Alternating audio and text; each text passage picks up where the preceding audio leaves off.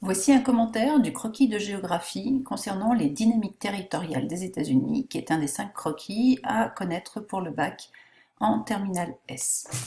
Alors, ce croquis que vous trouvez réalisé entièrement dans le manuel Hachette à la page 357 et avec le cours qui s'y réfère, page 342, vous propose donc de réfléchir sur comment est organisé le territoire des États-Unis.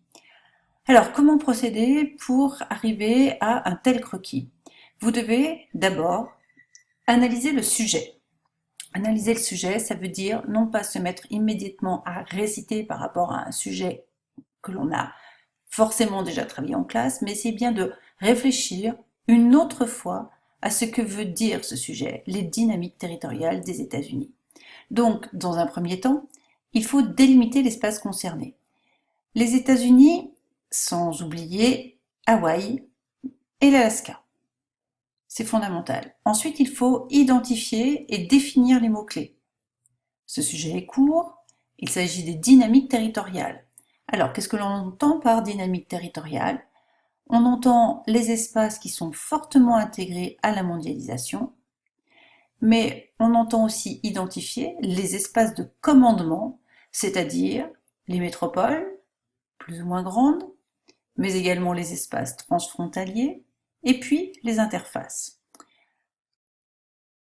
Si l'on revient au croquis, l'ensemble de ces éléments sont indiqués sur le croquis. On voit très bien qu'il y a des coloris pour identifier les points importants, les couleurs les plus fortes, toujours le rouge, avec New York, Washington, Chicago, Los Angeles.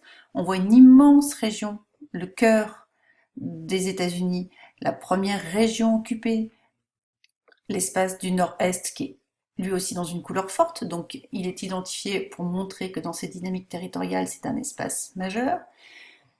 On voit aussi se dessiner un autre espace avec une relativement grande cohérence là, au niveau du coloris. Donc cet espace que l'on appelle la Sunbelt, avec à l'intérieur de la Sunbelt des sortes d'îlots systématiquement construits autour d'une à deux villes.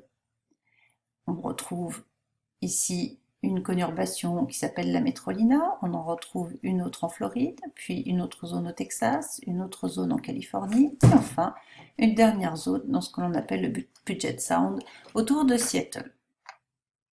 Et puis enfin, comme on le disait précédemment, les fameux espaces transfrontaliers, ici notamment avec le Mexique, une partie ici avec le Canada, et puis les interfaces maritimes. Donc bien délimiter et bien localiser cet espace. Pensez sur votre croquis à indiquer le nom des océans. Ici l'océan Atlantique, ici l'océan Pacifique, semble important. Sur les espaces qui vous seront indiqués, c'est-à-dire pour Hawaï et puis pour l'Alaska, vous n'êtes pas obligé de repréciser le nom des États puisqu'on ne vous demande pas le nom des autres États, mais vous pouvez tout à fait le faire pour plus de cohérence comme cela a été proposé pour la Californie, le Texas ou la Floride. Donc la légende, c'est le point par lequel vous devez commencer. Ici, on vous propose une légende en 3 parties. Une première partie qui permet d'abord de définir les États-Unis comme un centre majeur de la mondialisation. Vous voyez que chacune des parties est divisée en 2 sous-parties ou 3 sous-parties. Ici, vous en avez 3, ici 2 et même chose là. Donc ici, d'abord, pourquoi un centre majeur de la mondialisation? Parce que si on reprend le sujet sur les dynamiques territoriales des États-Unis, c'est comment le territoire, finalement, est un territoire qui est au cœur de la mondialisation. Donc, le choix qui a été fait ici, c'est de commencer par la valorisation des littoraux. L'organisation interne peut être modifiable. On peut éventuellement commencer par la métropolisation. Mais il faut se souvenir aussi que c'est un pays qui a connu ces dynamiques, notamment par l'arrivée des migrants, et que souvent les migrants, surtout au 19e et au début du 20e, arrivaient par la mer. Donc la localisation des interfaces, puis la forte métropolisation, les grandes villes mondiales. Donc si l'on revient à nouveau sur le croquis, il s'agit ici de 3 villes à dimension mondiale, et une ville de Washington qui elle a une dimension un petit peu moindre, puisqu'elle est plus petite, mais qui est elle aussi une ville mondiale, puisqu'il s'agit de la capitale des États-Unis. Et puis ensuite, deuxième type de ville, les autres métropoles, qui elles sont les grandes métropoles du territoire, qu'il vous faut connaître. Il n'y en a pas beaucoup, hein. Vous pouvez faire l'effort d'apprendre le nom des villes frontalières, des villes de l'intérieur, qui seront normalement identifiées par un petit point sur le fond de carte qui vous sera distribué le jour du bac. Dernier point, la valorisation des espaces transfrontaliers, c'est-à-dire des espaces qui sont rendus dynamiques, notamment par les flux de capitaux, de marchandises et de main-d'œuvre. Alors, deux situations différentes pour les États-Unis, puisque la frontière entre le Mexique et les États-Unis est une frontière qui est ouverte dans le sens nord-sud, mais qui est fermée dans le sens sud-nord.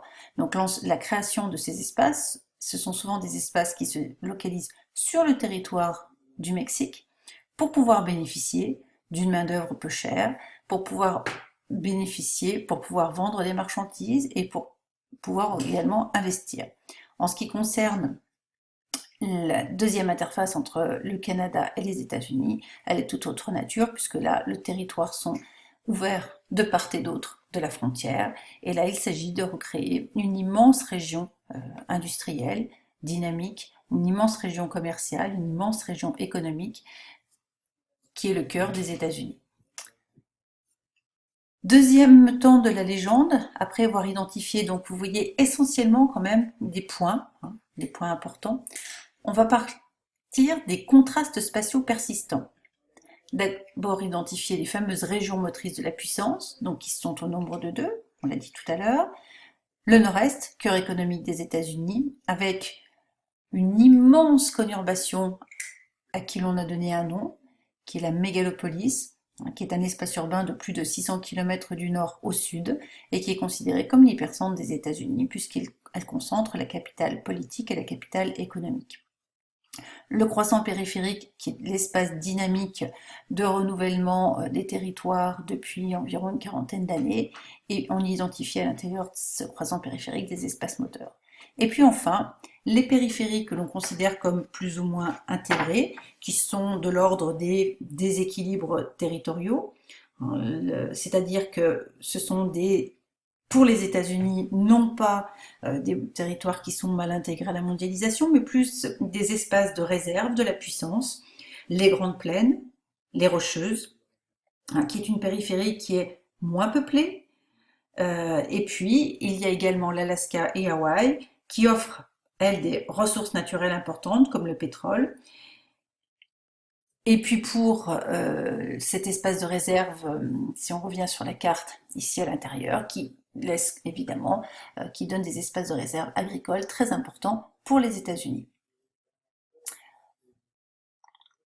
Ensuite, dernier point, les dynamiques de rééquilibrage, c'est-à-dire comment est-ce que l'on peut arriver à occuper, organiser l'ensemble du territoire. Alors, par la valorisation des ressources naturelles, et puis par les dynamiques migratoires qui, elles, sont de deux natures plutôt, les flux internes, main-d'œuvre et capitaux, et les flux de migration externes. Alors on revient. Les dynamiques de rééquilibrage, on voit l'exploitation des ressources naturelles, ici il s'agit de l'exploitation du pétrole, mais qui permet d'intégrer aussi largement le territoire de l'Alaska. Quant aux flux migratoires, on le voit qu'ils partent généralement de l'ancien cœur des États-Unis, même s'il reste, je dis ancien pour qualifier un espace ancien dans le temps, et des flux qui se dirigent non pas forcément à l'intérieur des espaces de réserve, mais très souvent qui vont jusque dans la ceinture périphérique, cette fameuse Sunbelt des États-Unis. Pour les flux migratoires extérieurs, ce sont des flux de main-d'œuvre souvent non qualifiés, mais également aussi de plus en plus qualifiés, qui proviennent d'Amérique latine, qui proviennent également d'Afrique, d'Europe, et qui proviennent de l'Asie. Voilà pour ce croquis, qui est relativement simple. Il faut bien mémoriser les trois grands espaces types, le cœur, la périphérie dynamique et le centre espace de réserve. Et à l'intérieur de chacun de ces 3 espaces, les points qui sont plus dynamiques, les régions qui sont plus marquées par des activités de concentration aussi de grandes villes, concentration d'hommes, et puis les espaces qui constituent eux aussi, de par l'exploitation des ressources, alors parfois ils se conjuguent, des espaces aussi qui vont créer des dynamiques et qui vont permettre au territoire de s'intégrer dans la mondialisation. Voilà pour le croquis sur les États-Unis. Un petit ajout cependant, vous avez dans votre manuel scolaire une schématisation de ce croquis à la page 342 qui est relativement intéressante, notamment en ce qui concerne la mémorisation de ce travail.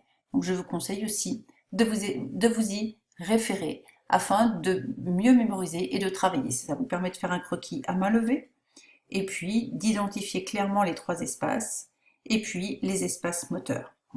Et ce type de petit schéma peut être aussi un outil à intégrer dans une composition de géographie sur ce thème-là.